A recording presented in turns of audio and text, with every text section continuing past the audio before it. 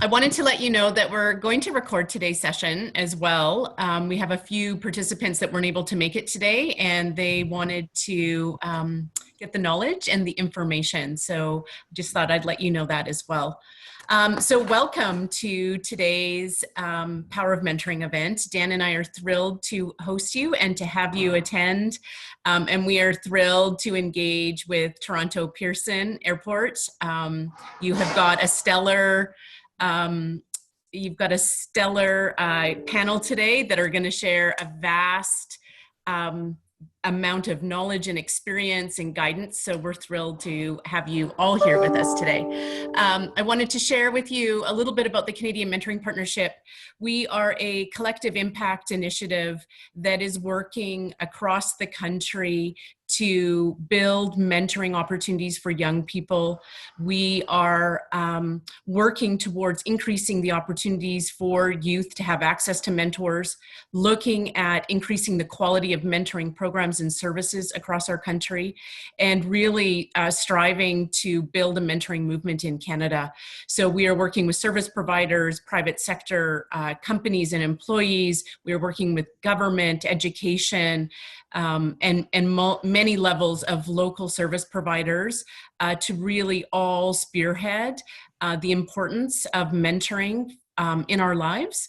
And more than ever in today's sector, we are really striving to increase the opportunities for both formal and informal mentoring connections and relationships for youth across our country.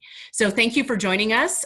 We have a host of opportunities through the Canadian Mentoring Partnership, through webinars and through resources. So please check out our website and stay tuned. But I'm going to hand it over to Dan right now to get us started for today. Awesome. Thanks, Tracy. And thanks to our incredible panelists. And I'm going to keep you all in suspense. I'm not going to introduce them quite yet. We're going to do a little bit of warm-up activities before we do our formal introductions. I want to give a big shout out, in addition to what Tracy said, just for everybody taking the time and being a part of today's program. I know that everyone has a ton of things that we're trying to balance, and there's so much uncertainty, so much change happening all around us. And what is most important is that we come together and we build these types of communities, even in the virtual sense. And so Tracy and I have been so fortunate to be facilitating these across Canada. I've been facilitating them in the US, and just last week, Tracy and I facilitated our first one over in Europe as well. So we're excited. We're building a global community here of people that are all sort of sharing the same mission of the importance of building community and really leveraging relationships. So thank you for being a part of today's program. What is our roadmap? Where are we going in today's 90 minutes together? I always like to give you a sense of our direction. Very first, we just wrapped up our welcome and introductions. I'm going to do a short piece on a skill builder, all about not just how to build your network, but really how to leverage your network as well. Then we're going to transition into an amazing panel discussion, as Tracy mentioned, where we have 5 incredible panelists from Toronto Pearson who are going to share not just their own personal experiences, but also some of their insights that will hopefully equip you with the tools, the knowledge, the mindset to really set you up for success on your path to employment, regardless of where you are in that journey right now. Then we're going to leave plenty of time for Q&A, both during the panel discussion. I'll be moderating the chat box, and then we'll also have time at the end for an open forum, if you will, where we'll invite everyone back to camera as well as the chat box too. And we'll wrap up at the very end with some debrief and some resource sharing that everybody will get after today's session. So we'll send you the recording, we'll send you the slides, and then if you need anything else, let us know. So with that, I'm going to jump into our very first activity, and I want you to think about and put in the chat box the 5 people that you spend the most time with on any given average week. So think about the people, whether they're at work, at school, at your home right now, because a lot of us are homebound, in your community. Who are some of those 5 people that you spend the most time with? You can either put their first name or you can put the role that they play within your life. So it's a parent or a grandparent, sibling. But we'll jump in the chat box and let us know who are some of the 5 people that you spend the most time with. Awesome. Thanks, Stephen, for kicking us off. We got my sister, husband, 2 sons, and grandparents. Thanks, Laura. Laura writes daughter, son, husband, my pets, friends, parents, close friends, housemates, best friends. Again, a lot of family members, coworkers, good friends, professors, significant other or kids, online coworkers, absolutely. We got friend, we got neighbors. Fantastic. We got some cousins here. Again, more family members, more siblings, best friends, partners of ours, friends. Awesome. So in the context, I just want you to warm you up. Think about the 5 people you're spending a lot of time with. And I want to share this quote from Jim Rohn, who for many, many years really studied and talked a lot about leadership and the power of relationships. And he says that we are the average of the 5 people that we spend the most time with. So I want you to think about the 5 people that you just reflected on. And I want you to think about what is it that you get from those 5 people that supports you on your journey. So in other words, when we think about the people we spend the most time with or the people that are around us and the influence that they have on us, there's one of 2 things that can be happening. Those people can be accelerating us forward.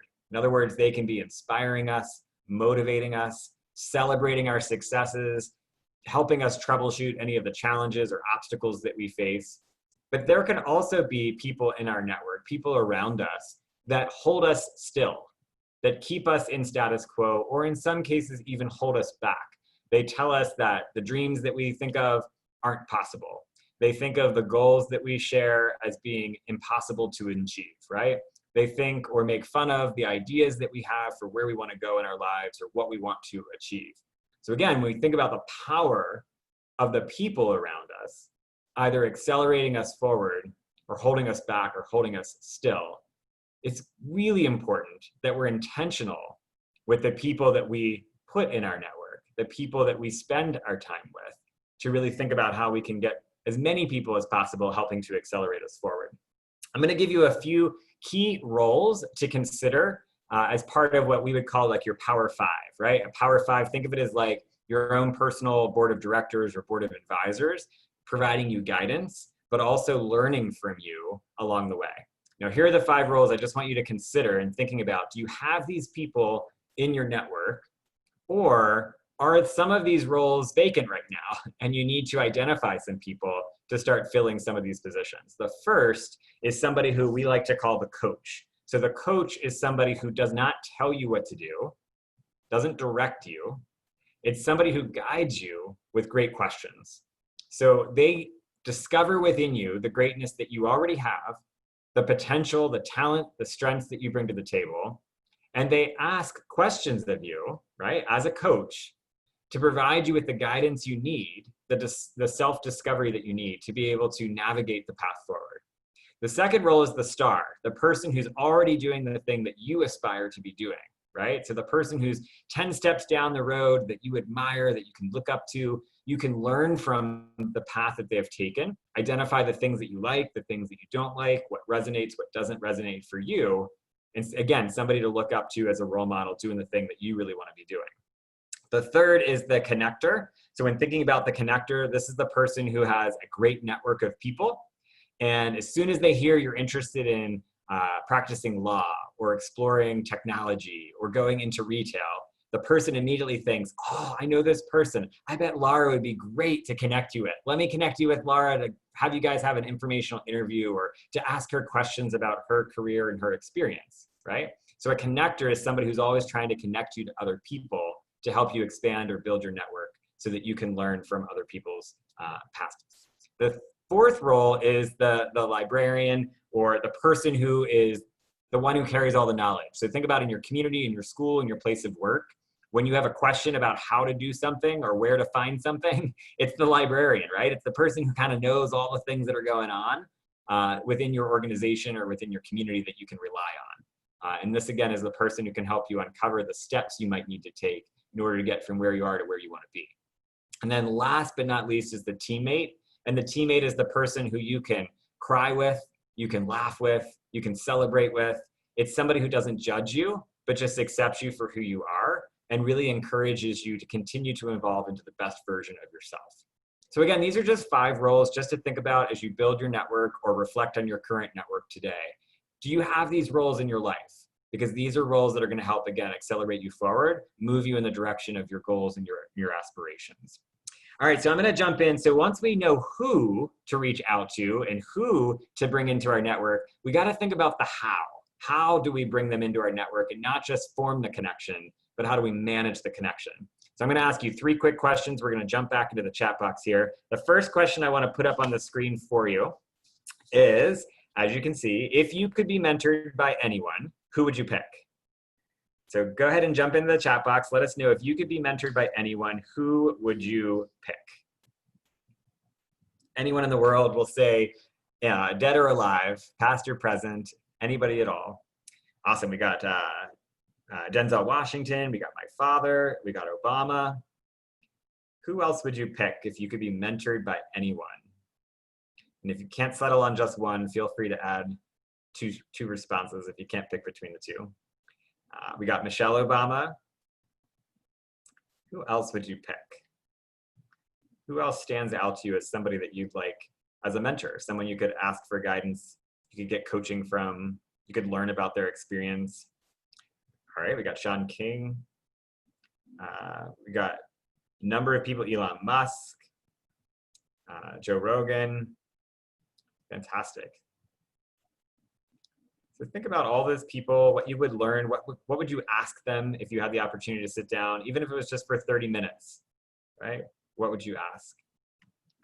All right, so now as we start thinking about who it is that we would want to be mentored by, my second question I want to throw up on the screen is this.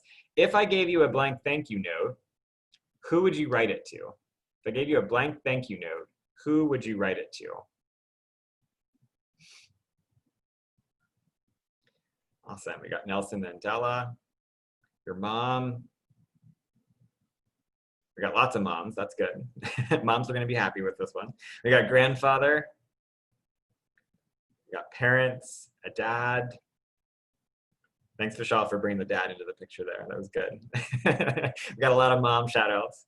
Anyone else that you would write a thank you note to? My family as a whole, fantastic. My friend, my professor, my dad, my family. Anyone else that you would write a thank you note to? Think about the people that you're most grateful for, the people that have helped you along in your path, have taught you something that's really meaningful or impacted you in a positive way. Again, we got more family members, we got mentors, my 6th grade teacher, Mr. George. Awesome. So we got lots of great representation there, again, from family members to professors and teachers to mentors that we have outside of the home as well. Third and final question I just want to ask you here is, what would you do if you knew you could not fail? It's one of my favorite questions. What would you do if you knew you could not fail? So whatever it is that you agree to take on, you know that you're not going to fail at it. You're going to be successful. What would you do if you knew that failure was not an option? Awesome. We got write a book. And Athena, I just want to give you a shout out. I love your answer to the last question, myself, for sticking it through. I don't thank myself enough. Love that reflection. Thank you so much for sharing that. Again, other things that you would do if you knew you couldn't fail, you'd live in different countries for the rest of your life, so travel the world, explore different cultures, you'd skydive. Jennifer, I give you a lot of credit on that one. I don't think I could do that. Human resource manager, I think we're in the right room for that one. Travel the world, start a business, mountain bike on a dangerous trail if you knew you couldn't fail is awesome. Fly a plane around the world, bring about change, educate and learn. Thanks, Vishal. Invest all of my time in research, care for my parents. Awesome. Again, I just want to say a big thank you to everybody jumping right into the chat box and reflecting on these questions. Now, you might be wondering, like, where is he going with this, right? We talk about who we need in our network, and I know I'm going to ask you the how. Well, the how you build your network is to amp up, to really leverage your curiosity, right? The more curious you are, the more effective questions that you ask of others, that's how you build great relationships, great effective partnerships with people. So it's not just the number of business cards that you collect at a networking event or how many LinkedIn connections the number on your LinkedIn profile shows. It's about how you use your curiosity to continually learn from the people that you have connected to. And as you learn, reflect on the value that you can bring them in return. See, the power of connection is really leveraging the ability to both teach and learn from each other. If we can reflect on that, So today, again, we're going to have 5 incredible panelists sharing their journey, sharing their insights. And we're also going to have the opportunity within the chat box and our open forum and Q&A for all of us to learn about each other's lived experiences so that we can support one another. And as we raise our awareness, we learn more about each other, we're able to understand where we are and understand where we want to go. And through that, we can start to add value in helping direct or helping accelerate you in the direction of your goals and your dreams. So I just want you to think about that in the context of our work together. Last point I'm going to make is it's really easy for us when we think about building our network to look around the people right around us and just start staying with them, right? And I really want to encourage you, especially as we come together in this virtual world where we remove a lot of barriers to being able to connect with people from all around the world. How do we diversify our network? So what you see on the screen is you got your first tier. Those are the people that you're probably in the same classes with, the same organization, maybe the same employer. As you go out to tier 2, 3, and beyond, that's where you start to meet people who have different life experiences, different perspectives that you can gain a lot of insights from. And in turn, you can teach based on your own lived experiences as well. So that diversified network is what makes your network even richer and enables you to, again, accelerate in the direction of your goals, your dreams, your aspirations. So with that, that's just a sort of a primer for as we think about where we are right now and where we want to go. As we mentioned at the top, we have a great panel of panelists representing Toronto Pearson that are here to help us think about how do we navigate this path to employment, right? So how do we identify our interests when it comes to a career? How do we think about the steps that we need to take to build our network, develop the skills that are going to make us competitive? How do we even think about making ourselves, the best candidate possible for the role that we identify as like the role of our dreams, right? And so with that, I'm going to get us started in our panel discussion. So again, we've got 5 incredible panelists. You see them on the screen here with me. So we've got Linda, Lara, Jimmy, Nadine, and Zara. And before they give you like the formal introduction, I like to do a little thing that I gave them a heads up that I'm going to do this, but I didn't tell them the questions, which is my little speed round. This is where we take titles out of the picture. We forget about our resumes and LinkedIn profiles, and we just get to know each other as humans, right? So beyond those labels. And so I'm going to just go right in order. And Zara, I'm going to actually start with you because you're in the top right box. Okay. So my speed round of questions goes like this. So Zara, who is someone that you admire the most? Obama is probably high on that list. Okay. Jimmy, how about you? Somebody you admire the most? My father. Your father? Okay, Lara? Oprah. Oprah, all right. Nadine? I'm going to go with my dad too. Okay, and Linda? Oh, you're on mute. Sorry, Princess Diana. Princess Diana, awesome. All right, so second speed round question is this. What is something that you do for self-care? And I'm going to give you a minute to think about that. So all of us, everybody on this, participants, panelists, we all need to make sure we're taking time for self-care, especially when we're trying to navigate so much change, so much uncertainty. And so let's get some tips from our panelists. What's one thing that you recommend or that you personally do for self-care? And I'll start with Laura. I schedule me time where I read, walk alone, hide in a place where my kids can't find me. I just schedule, I actually put it in my calendar. I schedule an hour daily of me time. Awesome. Jimmy, I'm going to jump over to you. I meditate. Meditate? Awesome. Do you use any apps or any resources to help you with meditation? Oh, you're on mute. You're on mute. All right. Oh, yeah. So I do it just twice a day, and it's 5 to 7 minutes each time. But I don't use any apps or anything like that. Okay, cool. Linda, how about you? Lately, based on COVID, I've been doing a lot of gardening, and that's my meditation. So it's my own me time and caring for something else. That's awesome. I love that. How about you, Nadine? So I run and I kayak and I just spend time by myself for a while. It's good. And take in the outdoors, it sounds like. That's awesome. Exactly. And how about Zara? How about you? So I'm between both meditating and gardening. I'm trying to do a whole garden just from seed. So that's interesting so far. Awesome. All right, my last question for a little speed round is this. What is the last time you felt joy? The last time you felt joy? And I'll let anybody who's ready to go jump in first. Oh, that's a very good question. I felt joy when my sister opened her pool. Nice. I was allowed to jump in. Awesome. Thanks, Lara. How about Jimmy? I'm going to go right over to you. Last time I felt joy actually was yesterday, and teaching my kid. I run track, so I was teaching my son some techniques with regards to track, and we were practicing some long jump, and yeah, that was really good. Awesome. Zara, how about you?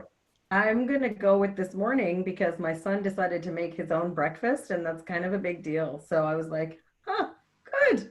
I don't have to do that anymore. Shout out to mom for setting the example. Yes. That's awesome. Yes. I want your joy, Zara. How about Nadine? How about you? So this morning, my kids got up and they both sat down and started doing their work without me nagging them. So that was very joyful. That's a great accomplishment. All right, Lyndon, how about you? I think the last time I felt joy was when my niece was telling me about a classmate that was bullying her and how she stood up for herself and she changed the story. That's amazing. I love that. Well, that is a great place. Thank you all so much for playing along. Again, I just think it's so important. Sometimes we get so caught up in the titles and our roles at work that we forget that we're all humans and have lots of other dimensions to our lives. And so I appreciate you jumping in and sharing some of those reflections. So we do want everybody who's joining us today to get a sense of our 5 panelists, sort of a day in the life of. And so I've asked each of them just to think about 1 or 2 minutes of kind of what is your role right now with Toronto Pearson, kind of what does a typical day look like? And Linda, if you don't mind, I'm going to start with you on this one. Sure. So a little bit of myself in terms of what I do. So I'm, of course, the manager of talent acquisition. I kind of break down my day in terms of 50% of my time is spent with my team. I've got, I have a team of 6 great individuals, recruiters and associates, and 50% of my time is spent with them. 25% of my time is spent with multiple stakeholders, just making sure that we're meeting all of their needs. And my 25 other percent is then spent on strategies, developing what our future looks like, but also looking at different tools that we'd be able to add to our current IT allotment that we have. Linda, a quick question for you. So somebody who's tuning in, when you think about the stakeholders that are really important for your role at Toronto Pearson, who are some of those internal stakeholders that you might be working with regularly? It's essentially all of our operational groups. So anything that has to do with, I look at the airport as we're the landlords of the airport. So we have front of the house and back of the house. So it would be anything from our operations teams to our customer service teams to our infrastructure teams, finance. So it really is all of our stakeholders that I spend a lot of time with. That's great. Thanks so much, Linda. Laura, I'm going to jump to you. Tell us a little bit about your role in a day in the life of what you do. Awesome. So I am a recruiter at the GTAA, and it's a role that is very close to my heart because as a recruiter, all what you do is try to get the right people or the right individuals in the right positions and try to implement the change in your operations to be able to successfully navigate through the business requirements and the operation, but at the same time, caring about the individual and the job seekers to a point where, you're celebrating with them when they're saying yes to a position. So finding the right individual for the right position, ensuring that it fits for both the operation or the company and the individual themselves is really what I do on a daily basis. A lot of communication and a lot of coordination goes into being a recruiter, especially you're working between multiple departments, multiple hiring managers, and as well multiple candidates and job seekers. So trying to find the balance to be able to make sure that you meet both demands is really exciting and rewarding. And it's that feeling of you've made a difference at the end of a recruitment is what really motivates me to continue and go on.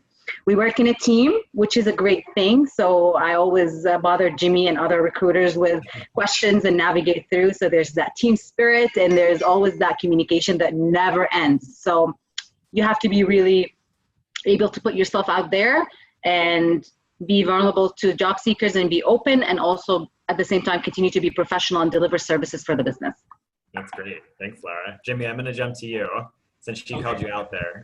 No problem. So, you know, as Laura stated, I'm a recruiter as well. So I do a lot of the similar things in terms of being able to find the right candidates, and whether it be testing and interviewing and assessing them and their capabilities to make sure that we bring the right people on.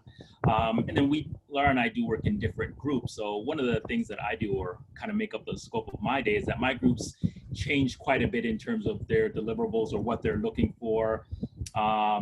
So it's really about understanding the managers and my groups, and understanding kind of what they're looking for, helping them with whatever changes that they are going through within their business, helping to understand what that is, what we need to actually be able to fill it, and really navigating some of the, I guess I would call it, gray areas. So it really is about speaking with people, being able to understand what they're looking for, understanding their needs, and helping them attain it. And that's a good chunk of my day. How do you, Jimmy, just as a follow-up question, so when you're working with potential talent that you bring on board, how do you discover their interests, their needs, their desires, the things that they're looking for? It's listening and really asking questions. That's I think one of the key things. Most people love talking about themselves. So it really is just asking them enough questions, and they will tell you everything you need to know about them. And then you can understand whether what they're looking for is what we have to offer. Yeah, that's great. I wanted to ask you that question because I felt like it definitely applies to a lot of what we're talking about with building your network and really leveraging your network on your path to employment and beyond. And when you ask great questions, people do want to talk about themselves, right? So if you create a space where they can start to open up, you can get great insights from their experience and from what they're interested in pursuing. So awesome. Thanks, Jimmy. Nadine, I'm going to jump to you. Tell us a little bit about your role and a day in the life of your job. Sure. So I'm an associate in talent acquisition. So I spend most of my time assisting the recruiters with all of their administrative type of work. So I may post the jobs, screen resumes, I would proctor tests, follow up with candidates, troubleshoot technology, just really pitching in to help out and alleviate any of the administrative work so that the recruiters can concentrate on what they do best, which is finding the right candidate. That's awesome. Thanks, Nadine. Yeah. And Zara, I'm going to ask you, what does a day in the life of your role look like? So my life revolves around making our leadership team stronger. So really, organizational learning is a kind of a really fancy way to say, you know, we look at the things that can benefit the organization as a whole. So most of my day is spent doing a lot of talking. So verbal communication, really high on the list. And, you know, I have a small but mighty team of 3. And my 3 folks handle any projects that we have going on to improve the skill sets of our leadership team. You know, how do we make leaders better? What do we need to do to make leaders better and to have them be, you know, some of those 5 roles that you talked about earlier? You know, how can they coach? How can they mentor? How can they serve as a connector? So that's kind of where I spend a lot of my day, in addition to spending a lot of time in meetings and talking about what's on horizon for us, what can we do, what can we offer the business, you know, how can we add value? That's great. So sort of balancing where you are today with where you want to be in the future as a business and as a team. That's great. All right, so I'm going to ask all of our panelists to rewind in time. So we just learned a little bit about a little snippet of like what your current life is like in your role. But what I want you to do is sort of rewind in time to the very beginning of your career. So a lot of the people that are joining us today are early on in their career path, right? They might be not yet employed, but hoping to be soon. They might just have entered the workforce. And so when you first started, tell me a little bit about what did you do to prepare for your very first job, to sort of launch your career? What were some of the activities that you did in university or even before university that you felt like really set you up for success? And I'll just open it up. Anyone who wants to jump in on this one can get us started. I can jump in on that one. Just give you a little bit of background about myself. I arrived to Canada at the age of 18. So I came to finished high school back home, arrived here, entered university, never worked before, never had an idea on how to obtain a job, how even to apply for any kind of positions. As you get along, the power of networking and being able to socialize at school, I got to find out a lot of details. So what really set me off in early stages in my career was volunteering and being able to get involved with different groups at school and building that network. But volunteering really gave me the first edge to understanding employment and understanding what it means to be involved in a professional setting. I volunteered at 3 different places before I got my first job, which was at McDonald's actually. And I worked at McDonald's for 5 years while going through school. But that initial start of understanding the workplace and knowing exactly where I want to be ended up being a very choppy beginning, but eventually led to where I want to be. So I would say volunteering and being involved and actually being there was what helped me start off my career. Just letting everybody know, I graduated with a Bachelor of Engineering and I'm in HR. And in between, I worked in community service. So, you know, being exposed to a lot of different things really help you shape what you want to be. That's great. Laura, I'm going to ask you just to stick on that for a second. So when you talk about volunteering as a great way to both build skills as well as build a network, what were some of the skills that you feel like you developed through your volunteer work? I definitely developed an understanding of professional communication, the ability to be responsive and accurate and be able to provide. One of the biggest skills I've learned is teamwork. You always feel that everybody's looking at you, wanting you to deliver, wanting you to be the one who's getting the results, but understanding that there's a team that's working towards that. And the last one that I've actually learned is we're all learning. So going into a volunteer opportunity without, you know, that performance measured in a certain way in stats or numbers, and having an understanding that I'm here to learn as much as they want me to deliver, but I'm also here to learn. It's a learning journey, was an eye-opener. And I think there's quite a lot of talk about growth mindsets right now. It's kind of, they're putting it into more of a description. That what really set it off is it's a learning journey. You're not born with everything that you need. You acquire it as you go. That's great. Thanks, Lara. How about others? What are some of the things that help set you up for success in your very first job? I don't mind jumping in. My journey was a little bit different. So my parents came to Canada. I was born here in Canada. And I think, you know, in a way, there was a lot of pressure for me to really succeed in whatever it was I did. So there wasn't really a laid out plan, but I was definitely going to finish high school and I was definitely going to university. That was just kind of laid out for me. What I was doing and how I was getting there, a little bit more blurry. But I ended up coming out of university, graduating with a Bachelor of Arts, an honors Bachelor of Arts, and I ended up getting a job at a call center. That was kind of my main opportunity and not really related to what I did at all in school, but because I was open to taking on something different and just kind of looking down a pathway that had presented itself to me, it ended up being something where I actually really enjoyed it and I was able to progress through. But I think the biggest key there is not really closing off any doors, right? Not saying that this is the only direction that I want to go. And having the ability to stay open to other things that may come along your path. Zara, when you think about your role at the call center early on, what were some of the skills that you developed there that like helped set you up for success in your role today? To be very honest with you, I attribute a lot of my success to that job.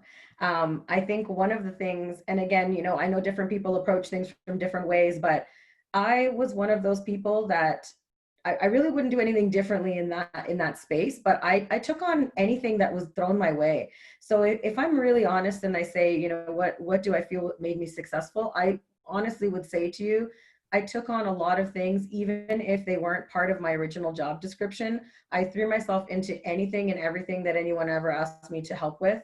Not to say, you know, I was kind of that yes person, but I did. And through that, I learned a ton, and I learned that the hard way in some cases by just going through it, because what better way to learn by going through it, making some mistakes, getting stronger the next time. That really, you know, if I'm being honest, that's probably the real, you know, the real thing. Just be open, take on anything that comes your way. Yeah. Or seek out even opportunities. So sort of building on what Lara said and what you just shared, like the idea of taking initiative, sometimes the initiative is presented to you as an opportunity. In other cases, you also have to seek it out. You have to go to your manager or go to your colleagues and say, hey, I want to add more value. Like, what are some opportunities that I could take on to really further develop my skills or further develop my awareness of our work here at this particular company or organization? So that's great. Jimmy, how about you? What are some of the things like early on in your career that you feel like really set you up for success? I think one of the biggest things that set me up for success, and I did quite a bit on the volunteering side and things as well, which, you know, led well to the specific career that I'm in right now. But one of the biggest things was being able to communicate, kind of sell myself and understand people. That was one of the biggest things, you know, through putting my through university. You know, I worked in the restaurant industry, and I got to meet and talk to a lot of people, and I had to. And so that translated very well into every other role, every other job that I had, because I learned how to communicate with people, how to read people, how to listen and understand, and how to sell myself and my ideas, which led to many other opportunities. Yeah. Jimmy, what are some of your best tips when you think about like selling your ideas or just influencing others? What are some of your best tips for folks that are trying to learn that practice, whether it's influencing up, down, or across? You know, the biggest thing, and I think I've said it a couple times already, is listening.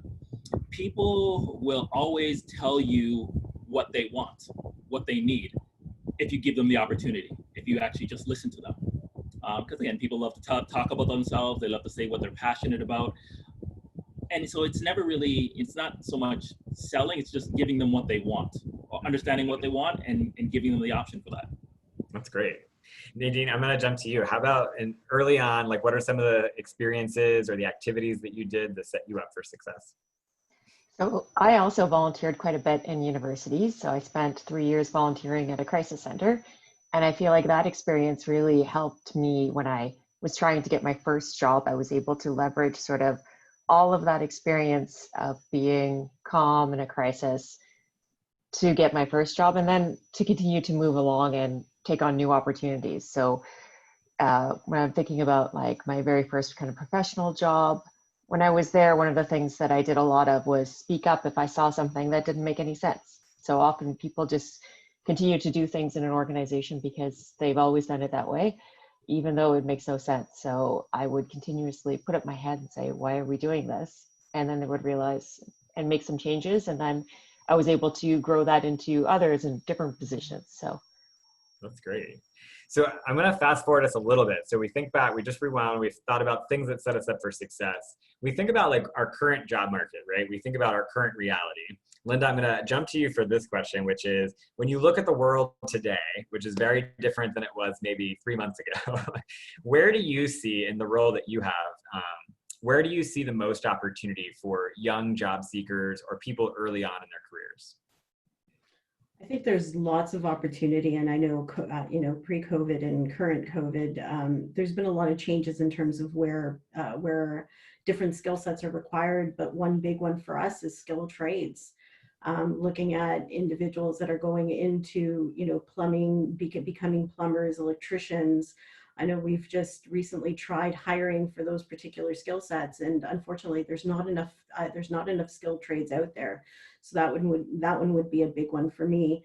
Anything that has to do with artificial intelligence, robotics, that's a great area to consider, to look into. Manufacturing seems to, there's definite gaps in terms of individuals that have strong skill sets for the manufacturing industries. So looking at opportunities there. Gaming, everybody is into gaming of some sort or other, or just different types of technologies. Like if we look at what we're leveraging right now, Zoom and Teams, and how quickly those have grown based on COVID. Looking at anything from an IT perspective, like cybersecurity, that tends to be big, as well as healthcare, pharmaceuticals. Those are growing industries and continue to have grown over the course of the last little bit. And the other one would be more into logistics, e-commerce, retail, looking at retail face-to-face, but also looking at retail online. And of course, supply chain management, that's another big one in the different industries that we're looking for individuals. That's great. So I'm curious, and anybody can jump in on this one. Maybe particularly I'll target this towards Laura and Jimmy to get us started as recruiters. But when we think about individuals that are really interested in a particular role, but the companies they're targeting are maybe not hiring right now, how does one build a relationship with a recruiter and sort of maintain that relationship until the point of hiring is reopened? Well, I can jump in on that. Right? It really is about making that connection. So, you know, obviously being a recruiter, there are people that will reach out to me, and I do a lot of job fairs and things like that as well. So a lot of people, I connect with a lot of people. A lot of people reach out to me, whether they connect with me via LinkedIn or find me through email or anything like that. And I'm more than happy to connect with them and have a conversation with them. So the real key is, and there's many people that I found that we're not looking for that type of person right now, or someone that can fill that role. But if we do it 6 months down the road, a conversation that I've had, or someone that's left a good impression with me, or has, you know, kept in touch with me every couple months, how are things going, any opportunities, they're top of mind. So I have a separate file that I keep for them as well. So I think one of the big things to do is understand that, yes, the company that you're targeting isn't always going to be hiring at that particular moment, but stay in touch with people and, you know, do it professionally, politely. Don't harass them by any means. But yeah, you know, stay in touch and at least get an understanding for what they're looking for and making sure that you have the same qualities that they want. Yeah, I mean, that's great. It reinforces, Zara, what you said about taking initiative, right? So if you are showing the recruiter that you really you're excited about working for that particular organization, whether it's now or in the future, then you're going to stay top of mind, Jimmy, as you mentioned. Laura, anything you want to add to that from a recruiter perspective? It's exactly what I wanted to say. One of the number one things that I really, it's a pet peeve for me on LinkedIn, for example, is when somebody reaches out to me and in their first message to me, they're asking me for a job. So one of the things I would ensure that you don't do as a job seeker, if you're reaching out to a recruiter, we're looking for you as well. So it's a two-way street. It usually has to be a win-win situation for both. Just reach out as an introduction to yourself. Find a common ground where you can actually have a discussion. For example, if the airport has done something recently that posted anything that you think is interesting, that would be something nice to initiate a message to the recruiter at the airport saying, hey, the airport just initiated this new initiative. I think it's great. Would love to, you know, connect with you. Something along this line. Just don't reach out to a recruiter initially and ask for a job. The second thing is be responsive. It's very important for you if the recruiter is reaching out to be responsive, because we're most likely reaching out to multiple of people and there are few connections that we're trying to establish and build the relationship. So be responsive and be professional in your response. Don't use little emojis, especially if we haven't built that relationship yet. So that's very important. And try your best not to do TMI. I find a lot of the time people send me messages that are 6 paragraphs. I'm not reading it. And this is a very honest recruiter opinion. You know, don't indulge in giving too much information. Try to stick to the point that you want to make. Messages are supposed to be quick, sweet, and right to the point. So these are some of the things that really are my pet peeve as a recruiter that I usually try to educate people on as well. So sometimes I'll send them a message saying, please avoid this. And as a job seeker, I've been a job seeker, we've all been job seeker, expect delays. Like, be patient with the process and just expect that sometimes, you know, a recruiter might delay the response, but we will get back. Mm-hmm. So I heard 3 things right there in terms of just being able to connect with recruiters. I heard job fairs, LinkedIn outreach, and emails. Are there any other places where potential job seekers can be best connecting with recruiters? Any other thoughts? Anybody? My number one has so far, especially with the COVID-19, and Linda, I know you have something to say about that, is probably LinkedIn. I find LinkedIn has been the most professional platform for us to connect with job seekers. Especially for me, that's been my number one.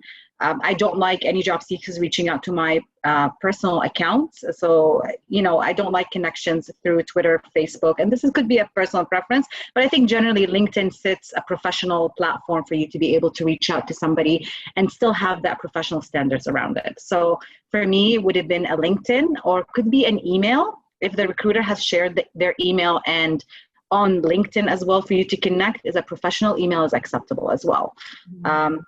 That's my opinion. Great. That's awesome.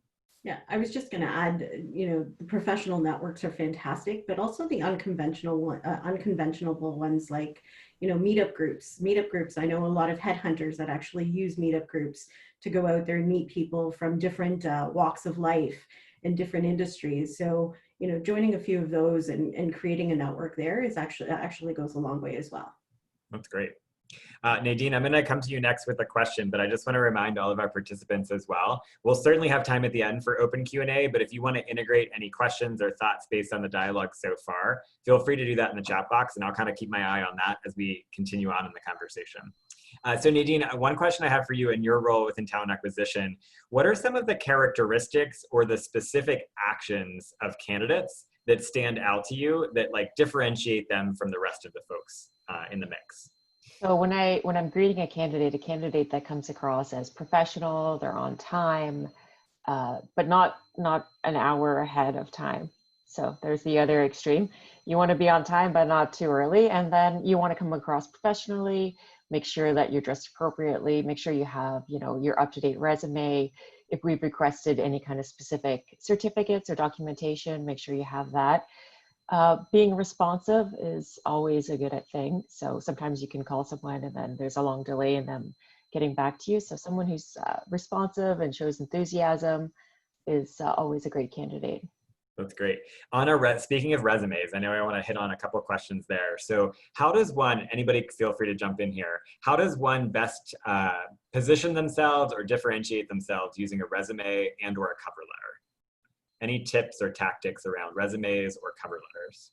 I think really for me, if I want to see a resume that's tailored to the position that we're posting for. So it should be super clear when I'm looking at the job posting and the skills and abilities that are needed for that position. I want to be able to see that super easy, clearly in the resume. That's how you get to the top of the pile for sure.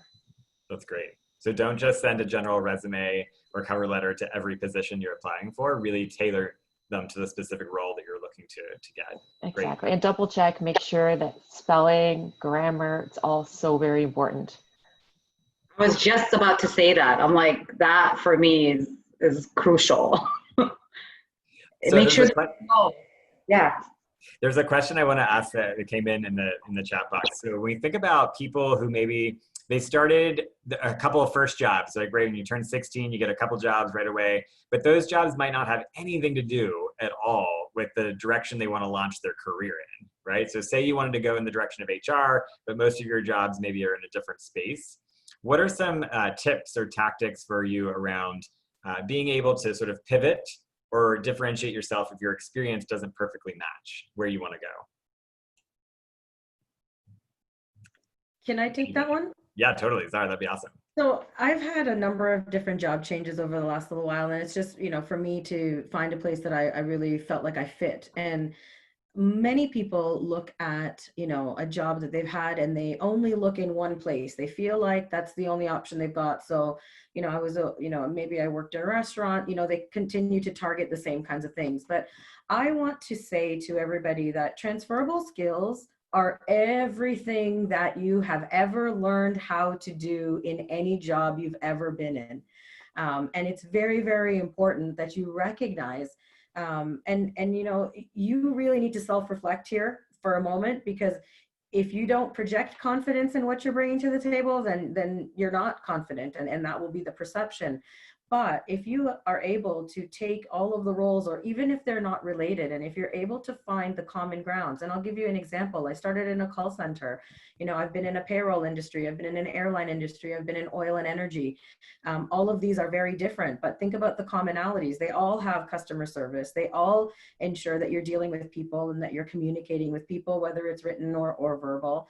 And there are, there's so many transferable skills. The job may not be exactly the same, true, but the skills that you've learned along the way are absolutely applicable, and it doesn't matter what industry you've been in. Yeah. So I'm going to ask you a follow-up question, given your current role too at Toronto Pearson. So when you think about organizational learning and the skills you're trying to really elevate among employees at Toronto Pearson, what are the skills that you would say are most critical for people to focus in on developing and showing as part of the interview process? I think as part of the interview process, if I'm honest, I think people need to learn how to read, and I'm saying this kind of in a broader sense. So if I'm too broad, let me know. But knowing the room, knowing how to connect with people, understanding that emotional intelligence that goes around with, what somebody might be experiencing or how they might be showing up, that to me is also really important. So from an interview perspective, I don't really know. I really feel like the way that you communicate, the way that you come across, it's a package. It's not just one instance in time, right? You can't just look at one moment and think that that's the only moment that matters. No, but you want to make the right impressions and you want to do it that way. I'm sorry, and I don't think I answered that really. No, just thinking about like when organizational learning, like you're trying to develop and evolve leaders, like what are some of the skills that you maybe see leaders come in that they might not be as strong in, but you're trying to help develop them in particular areas? Reading their people is a huge weakness. Understanding, like I said, the kind of feeling in the room, saying things or doing things or not really making the time to get to personally know their own employees. I think that's a really big mistake, overall. I think that your employees help you run the business. They help you get the things that need to get done. And you really need to take that moment and have a personal relationship. I find that investing, and that's kind of one of my big things is the relationship. I tend to build relationships. I go out of my comfort zone. I try, go into all different parts of the business to learn about what they do so that I can do my job better. It's certainly nowhere is it written that it's a requirement for me to do that. But in order for me to show up and for me to be able to be good at what I'm doing, it's a requirement for me to understand the business that I'm in and all of the players that are in that business and how I can best tailor that. So if I just kind of snip it into one little thing, people really do need to invest in their people. And as leaders, they need to know that one size does not fit all. And it's okay to approach the same situation 5 different ways for 5 different people. Yeah. What are some, anybody can answer this, what are some tactical ways, if you're early in your career, how or where can you develop that skill or at least practice the ability to like really practice emotional intelligence, read people, build solid relationships with them to be able to then show an employer that, look, I can do this and I can keep working at it? What are some tactical things, say if you're in university right now, or if you're in a community program on your path to a job, what are some things you could do?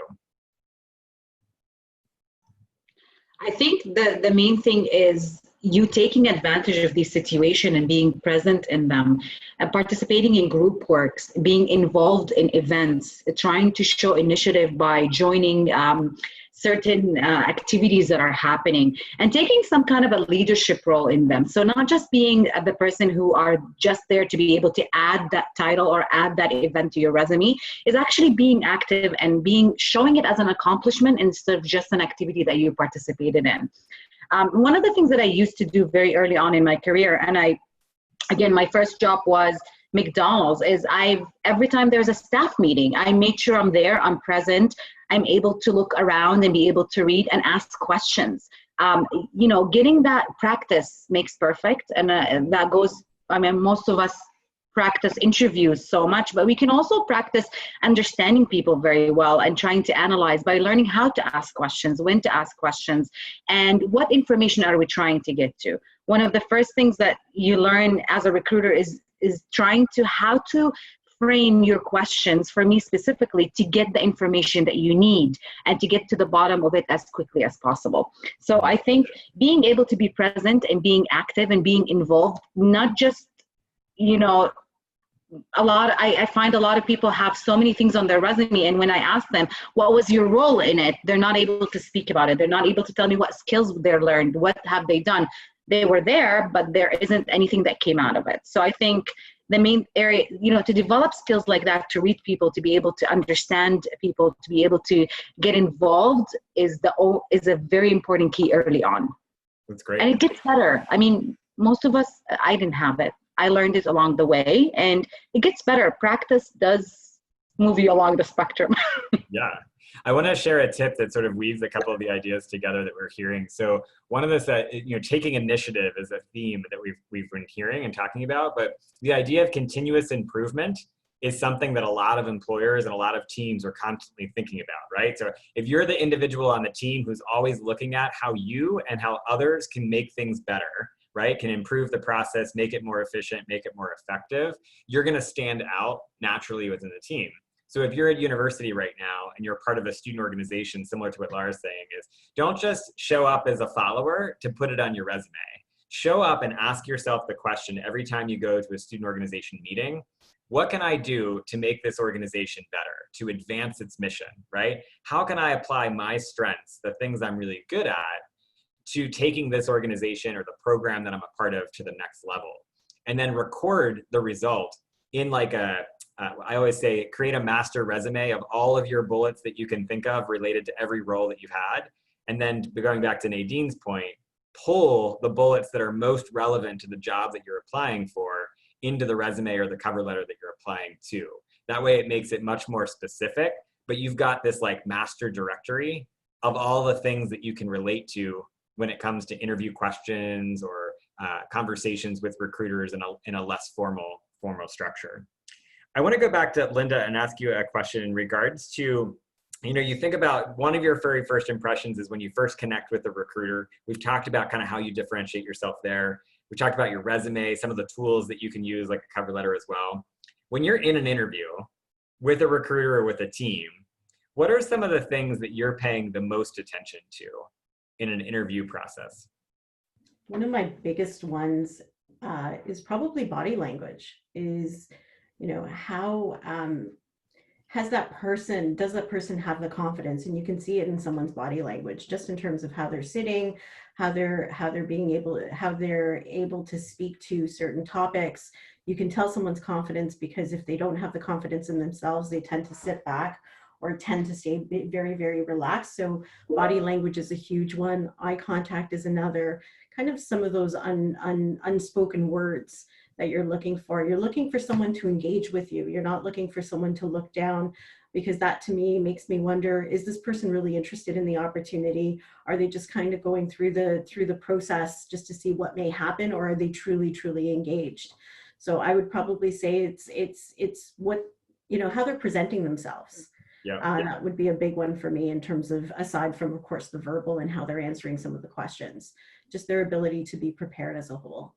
That's awesome. So when you think about answering the question, so you come in, you have that great presence, you're demonstrating confidence. So I'm going to ask maybe Jimmy, if you want to jump in on this one. When you ask a question, maybe it's a situational based question where you're asking somebody to describe an experience that they've had before. What are you looking for in the quote unquote, like perfect, top notch, 5-star answer? Okay, the first thing that I'm looking for is that they actually answer the question, that they're listening to the question. And I love that you said that.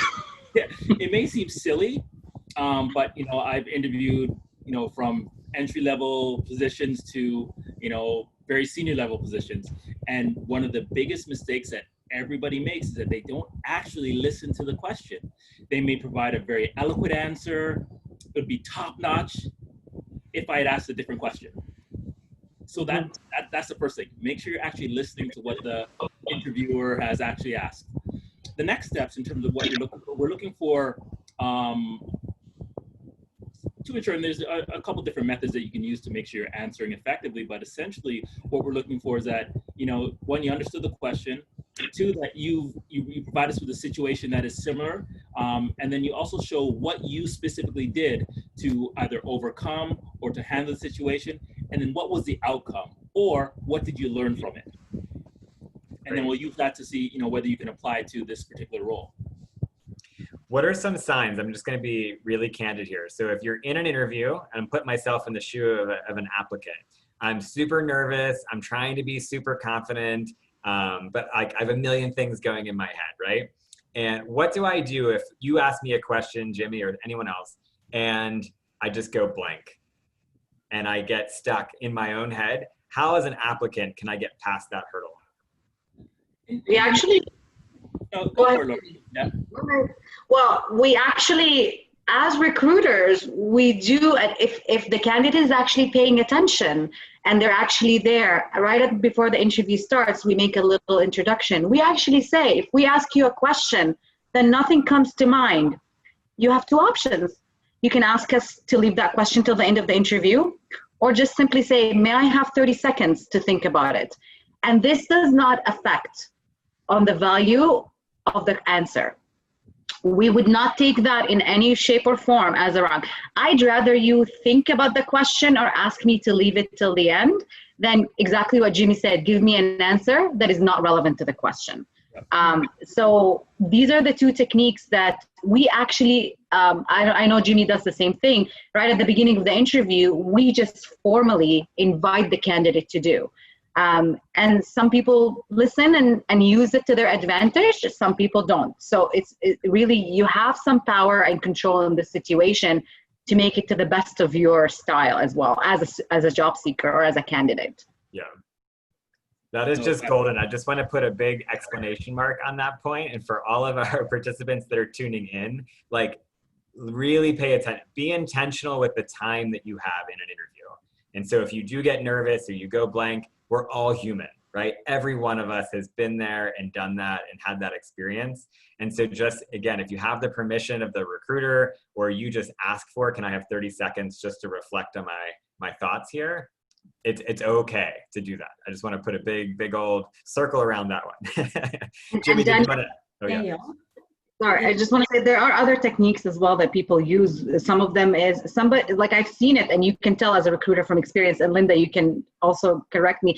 Some of them will sit there and repeat my question to me, and I know that they're taking that time to actually think about it, and I appreciate it. So we're all human, as you said, and we do the same thing. If I would be interviewed for a recruiter, anytime, I would use the same techniques to be able to go through the interview. And from a recruiter perspective, you're also looking at how adaptable someone is. So you're going to be caught on the spot throughout the course of your career. And it's just a matter of how adaptable you are in that particular situation. I've seen candidates use the water bottle solution, which is usually, you know what, there's, let me think of the perfect example. And then they take their bottle of water, take a nice little bit they intake some water, and then they answer, because it's giving them a minute to just be able to choose the right answer. And that's okay. Silence is okay in an interview. It's the uncomfortable silence, and it's usually from the candidate themselves. So as long as you're excusing yourself and saying, I just need a minute to think of the right example, then that's fine.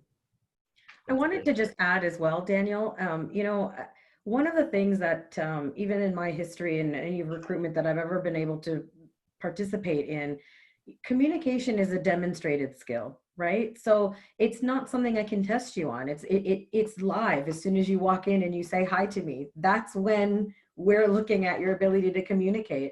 Are you able to answer the questions? Are you forthright? Are you hiding something? Are you, there's certain little things that people tend to do. And when you've been a recruiter for a really long time, you start to see those things as people are answering the question for you. So I think that it's important to remember, you need to practice your answers. It does show. When you haven't practiced your answer, you're thinking of something on the fly, and it's okay to think of something on the fly. But if in your mind, you're able to go through and have some answers that bucket kind of big concepts, you're probably going to be asked about prioritization when you've dealt with a tough customer. Some of these are overarching regardless of the role that you might be in. Why should we pick you for the role, right? Those types of questions give you an opportunity to actually communicate and explain and plug in some of your past experiences in a professional way to share that with the recruiter as well. So just remember that communication is demonstrated. And I think Jimmy mentioned it earlier, on a resume, when you have things like spelling errors and things like that, again, all of that flows right into your ability to communicate clearly. Yeah. Zara, I really appreciate you bringing that up. I'm going to give everyone just like another tactical tip to put in your toolbox to play off of some of the feedback we just heard. Is there's a lot of skills that are being called out as like top priority skills that recruiters and employers are looking for, but creating a story bank of some key stories that you've experienced based on your experiences on another job, a student organization that you're a part of, a community program, literally, like to Zara's point, like write out some of the bullet points of like how you would best convey that story about that experience and use the formula that Jimmy, you outlined for the interview process. Really keep the story succinct, to the point, the role that you specifically played, and then the outcome. And if you have that story bank, you constantly reflect on it and practice sharing those stories, you'll be way more prepared when it comes to whether it's an interview or a networking event that somebody asks you about a particular time. You've got that story that in your head you can sort of log through and pick, okay, that's the perfect story for this particular question or for this particular time. So just think of it as a tactic. Build a story bank, save it on your desktop, and every time you have another great story that you feel like can get added, go ahead and build it out within your story bank as a tool to reference. It's about 10 after the hour, so I'm gonna just, again, remind everyone, if you wanna jump in the chat box and start asking some questions. I got 2 more questions I wanna make sure I cover with our panelists, but I also wanna get the chat box warmed up if you guys have questions that you wanna make sure we cover in the next 20 minutes or so. So one other question, just building off our last conversation, which is, what are some of the other things that trip up a candidate in the interview or the application recruiting process that you could point to as, you know, a challenge, and then what's your solution? So anybody, again, can jump in based on your own personal experiences or tips you have for job seekers.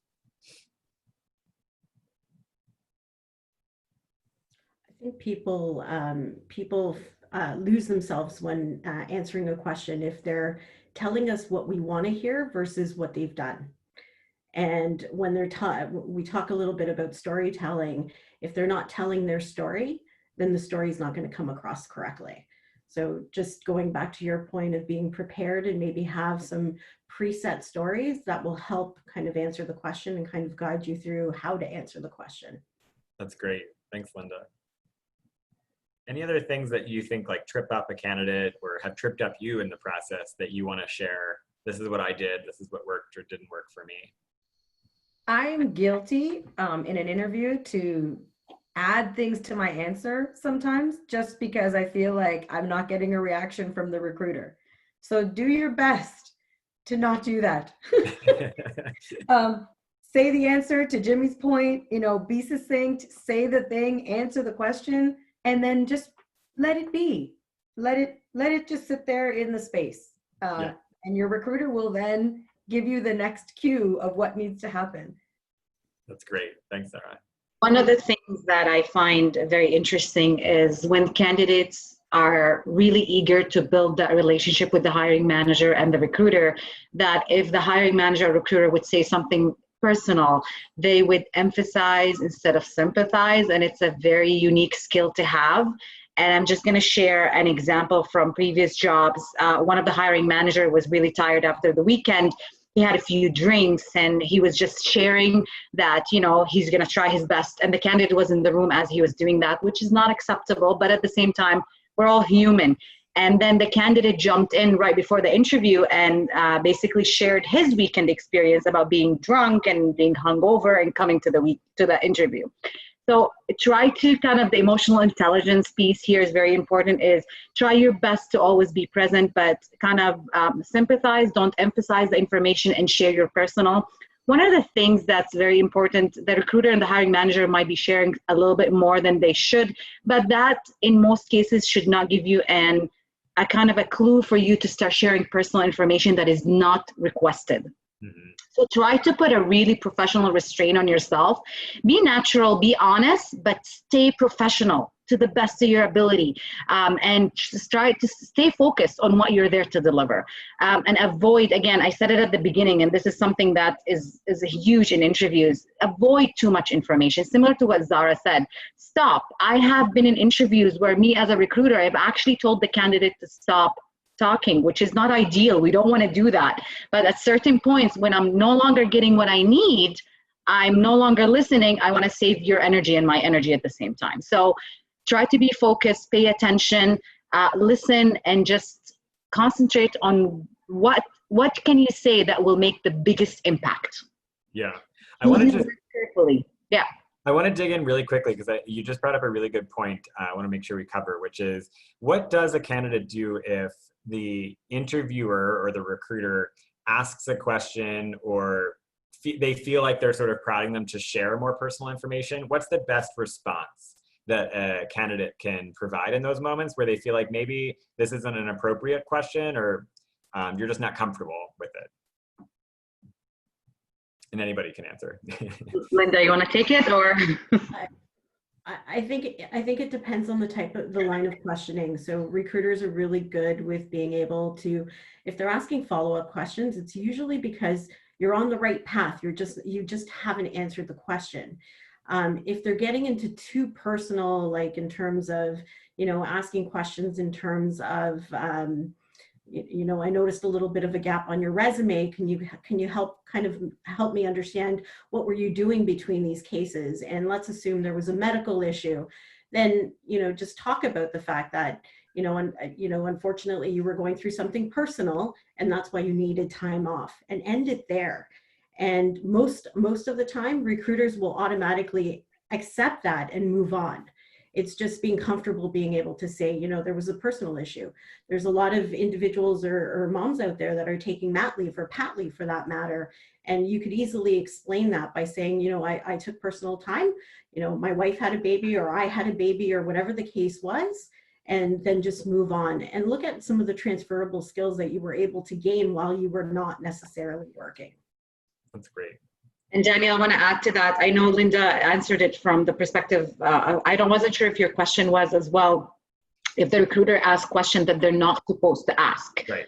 Mm-hmm. And for me, in our trainings, we call these illegal questions, but sometimes it's very important as a candidate to understand the role and the position you're applying to. So at the airport, for example, we have quite a lot of sensitive positions. So sometimes we might be asking questions that in any normal setting might not be acceptable. But in this setting, because the job requires that higher level of sensitivity, of security, of any of that, we might actually putting the candidate through multiple stages of interviews or testing that normally would not be acceptable in other companies. So one of the things I want to tell the candidate, if you don't feel comfortable answering questions, don't answer it. What you can say is, you can honestly say, unfortunately, I'm not comfortable saying that at this time, but may I, one of the things I respect really in a candidate is if they try to understand why I'm asking the question is, can you tell me how is this relevant to the job? Sorry, I just want to make sure I answer your question correctly. So, you're sitting in an interview not only to receive questions, it's a two-way communication. Try your best to create a dialogue out of it, a conversation, if you think the question is asking for something that you're not comfortable revealing. And don't be afraid of doing that. We actually invite conversation as long as it's not invasive and too much. No, that's great. I'm going to ask one more question, then we're going to jump in. I see a couple of questions I want to make sure we get to in the chat box. And Nadine, if you don't mind, I'm going to start with you for my last sort of official question, which is, again, if you could sort of rewind in time, you've learned, all of us have learned so much from when we started our career to where we are now. What's like one or two things that you wish you would have known earlier on that you know now? I think maybe speaking up a bit more. So when you are working in a larger organization, so I worked at CBC Television, massive organization, but I didn't take the opportunity to put my hand up and say, I would like to go do that job specific, and to really dig in and do the networking required to make a move into a different area. So that's probably the one big thing that I would have liked to do more of, is self-promotion. It wasn't something I was very good at doing. That's great. Thanks, Nadine. Zara, how about you? Something you wish you would have known back then? For me, I wish I would have known how to negotiate job offers and salaries much earlier.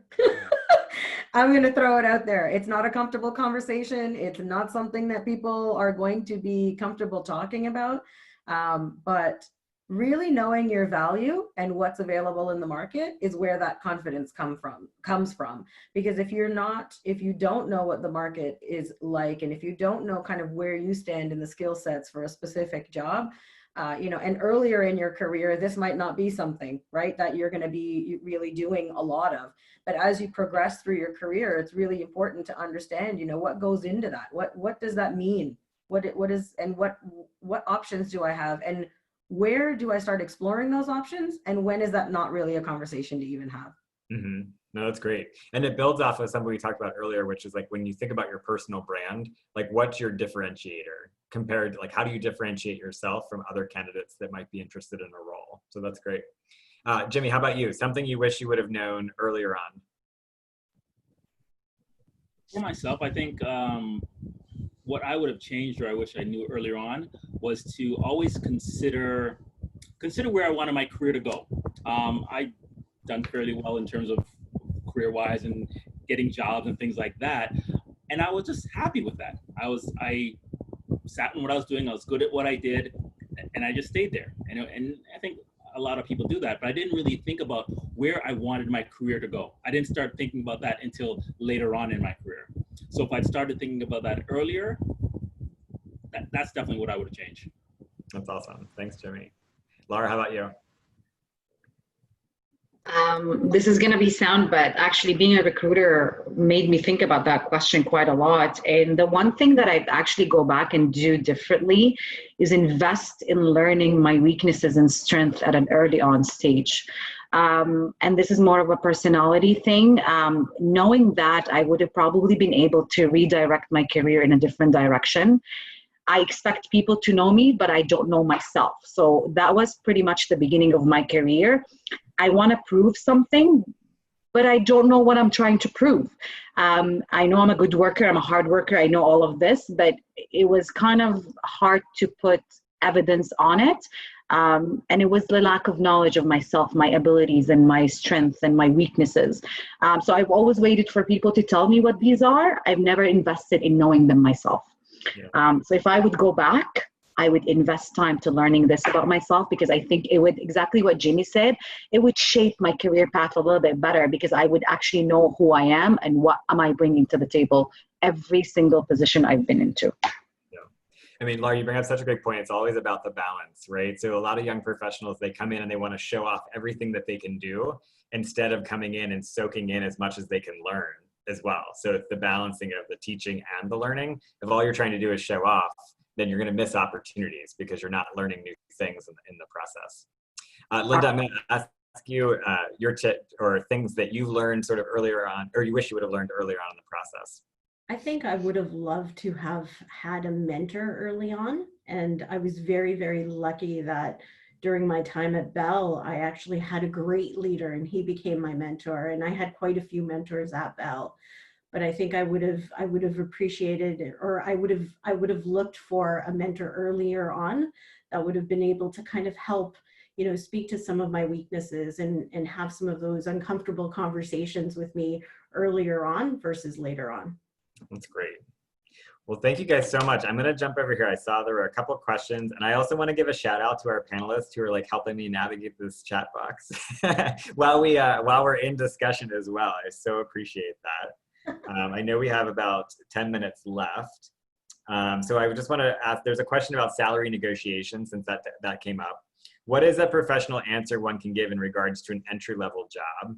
And the question is, say a range, or so research, or give the average. I always find this question so awkward. I have no idea what to say or even how to form the sentence. So any tips on answering that question or negotiating? Sarah, tell us what you learned. I will. Why not? I wanted to see. Okay. So I was actually just typing a message to you, Jacqueline.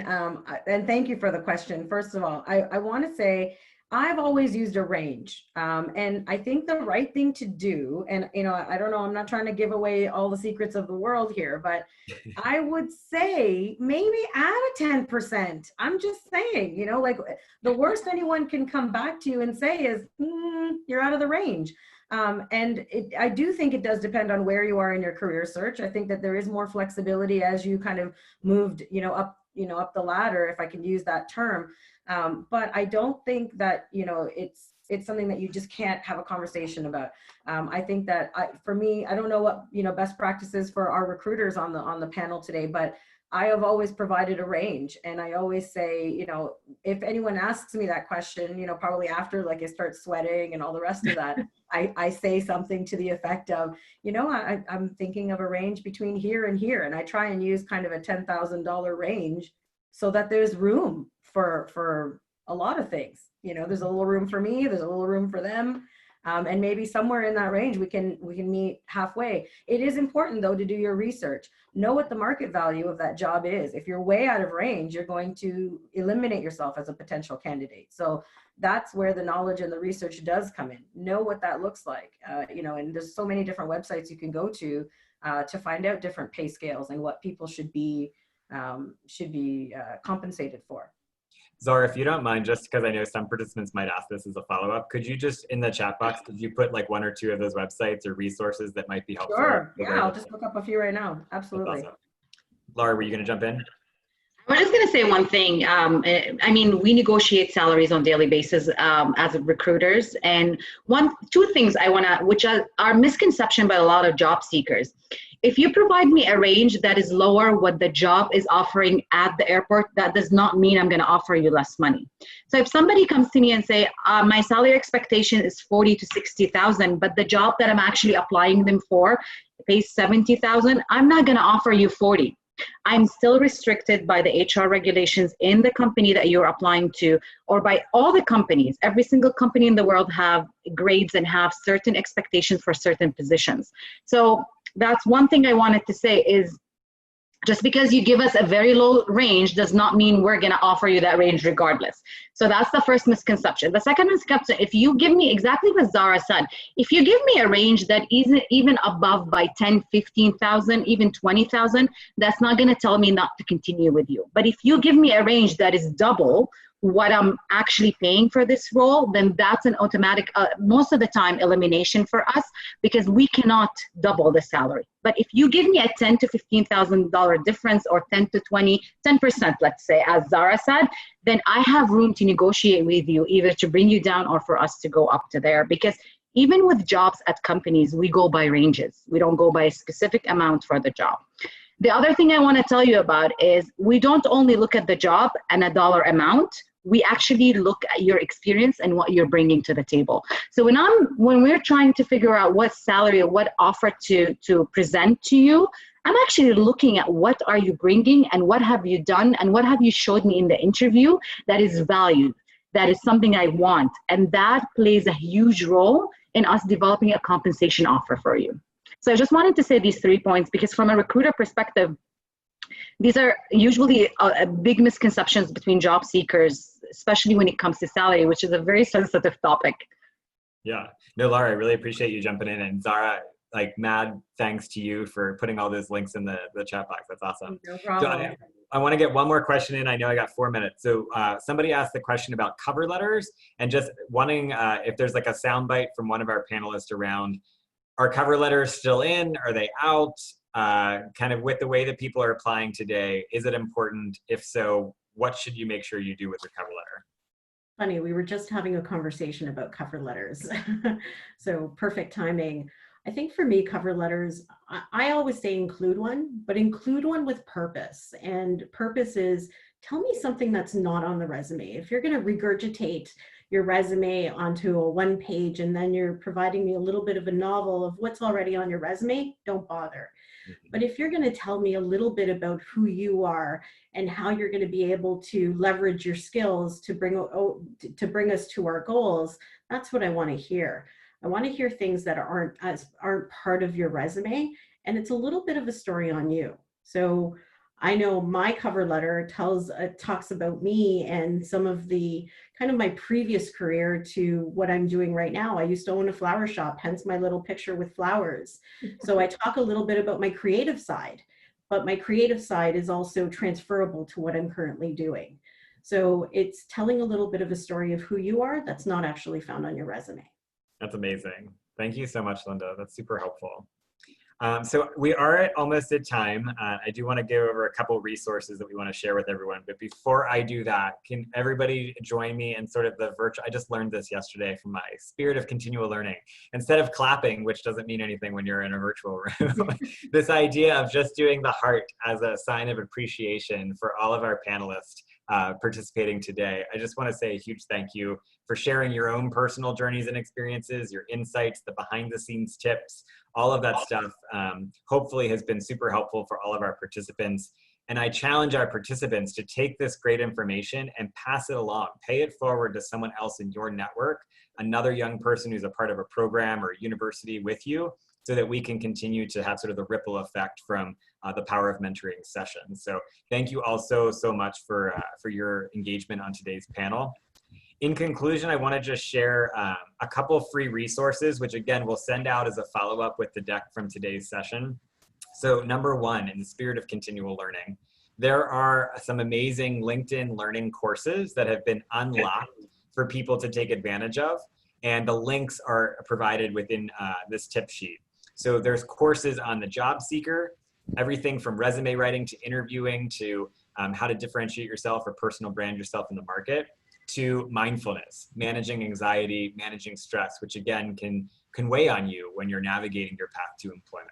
So I encourage everyone to check those out. We talked a lot about just like figuring out what it is that we want in our careers and where we want to go. And Jimmy, you made such a great point of sometimes it's easy just to sort of say like, I'm happy where I am, I'm good. And it's hard sometimes to challenge ourselves to say like, well, where do I want to go? What do I want to do? What's next for me?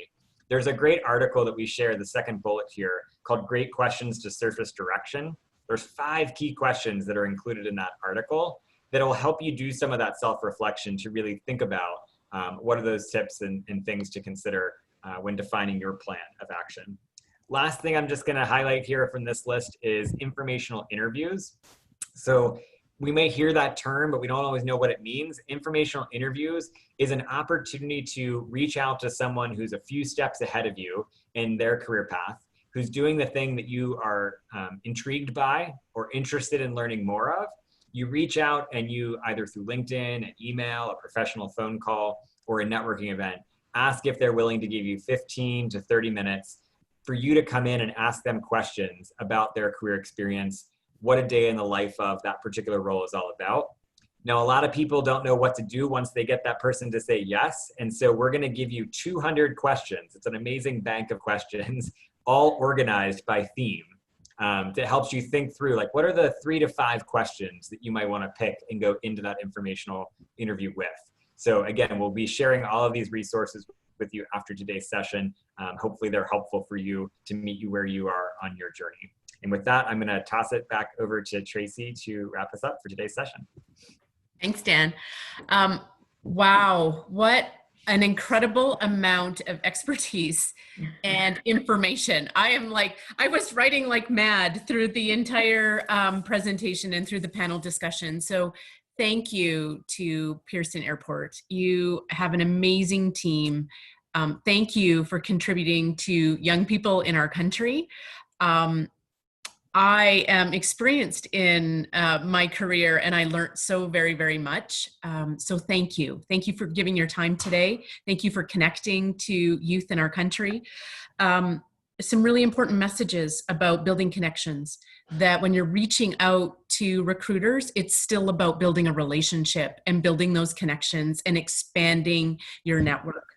That you're part of that interview process and own the interview. And I think that that is a really exciting opportunity and message to hear, that you are an equal player in that process and it is a bit of a dance. So that is, keep that in mind. I think that those are really important. And be adaptable, be flexible, and engage, be responsive, and build those connections. Reach out and build a relationship with recruiters, because even if they don't necessarily have an opportunity right now, they will remember you and reach out when there is one. So thank you to everybody who attended today.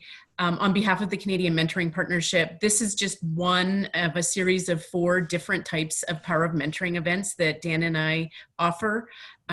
And so when we start to talk more about building your brand, we have other sessions that will engage you one-to-one or in small group discussions about building out your brand and building more connections. So look for those. We would love to have you attend. And again, to Pearson, thank you. Thank you for your expertise and your time today and your passion. What an incredible team. And I think that we got a glimpse as to the values and the culture that you're building there. So thank you again. Again, everybody, thank you for attending. Dan will send out a plethora of resources. We have recorded this session today, but also please reach out to Dan or myself. We'd be happy to connect you with other resources or to some of the employees here at Pearson if you'd like to continue a conversation. So thank you very much. And thanks for having us, guys. We really appreciate the time and being able to share all of this with you guys. Thank you so much. This was really a great experience, and we hope we will be able to connect again sometime. Absolutely. Yeah. Thanks, guys. You're welcome. So have a great day, everybody. Have an amazing day. Bye.